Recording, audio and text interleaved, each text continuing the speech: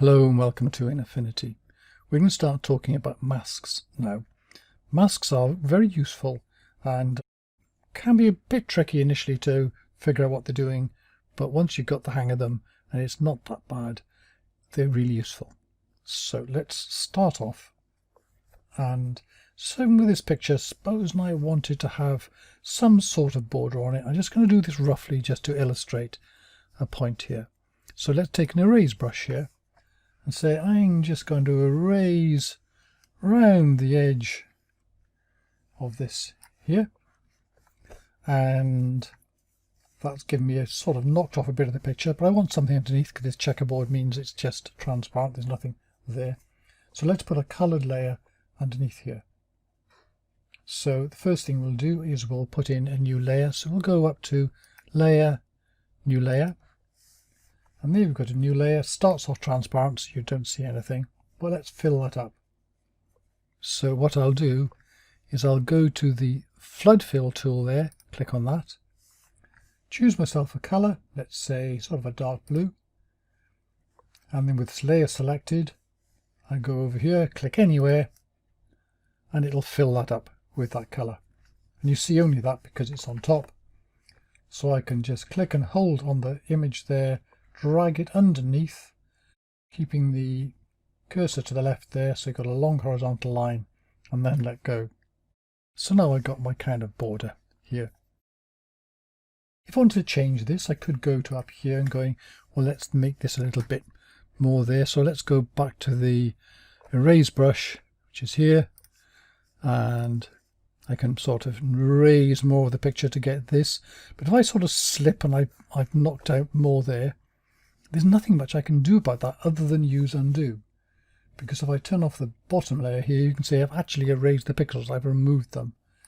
I certainly couldn't go back later and change it, so I've got to go to Control Z's and things, and it can be done, but it's not the best. So what I can do is I'll just delete this and go back to this one here.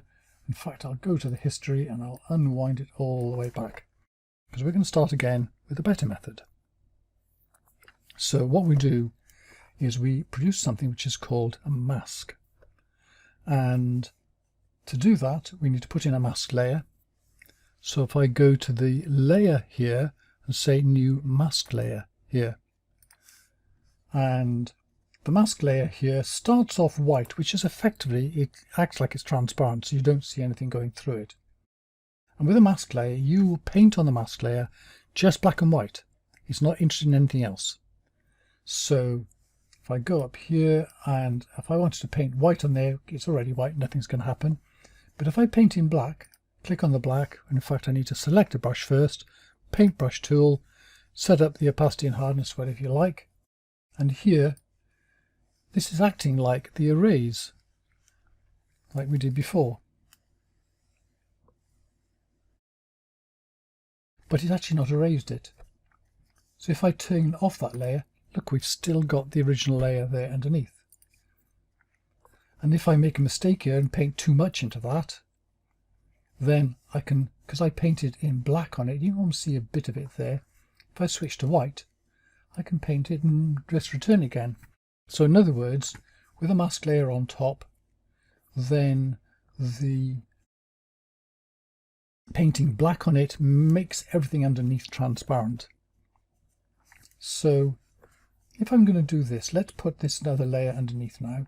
I'll click on the layer down here to add pixel layer, so that one's up there. I'll get the flood fill tool, choose the dark blue and create the layer and drag that down underneath. But now I can't see that layer, because when I erase it, we could see it around the edges, and this is because the mask actually pokes a hole all the way through. It'll keep poking a hole, but the question is, do you want to stop that poking holes at the background layer? And the way to do that is to click the highest one, shift click the bottom one, so you've clicked both of them, then right click and go to group, or you can just hit Control G. And now if I get a little triangle on there, if I click on that, I can open up the group, and now this mask here and the background are sort of indented to show they're inside the group. and the masking effect only going down here, and it stops at the end of the group. So the pixel layer is outside the group, so that is affected less. And I can still go back in here, and I can still go to my paintbrush tool, and if I paint on black, I can put more in there, and if I paint in white, I can take things out. So in other words, it lets you change things. I can even undo that and the picture's all still there. It lets you poke holes in things, but not by erasing it, by a way that you can actually come back to it. There is more to the mask than this, a lot more, but we'll pick those bits up as we go along. But this is the very, very basics of all you need to know about it. That's it, and thank you very much for watching.